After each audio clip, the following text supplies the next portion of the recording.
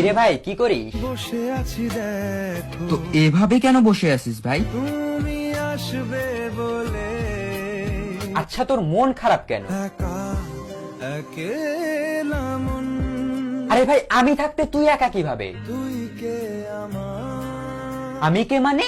আমাকে তুই ভুলে গেলি? নারে না ভাই তুই কি তোর লাইফে ভালোভাবে বাঁচতে চাস না? বেঁচে থেকে লাভ কি বল বেঁচে থেকে লাভ কি মানে?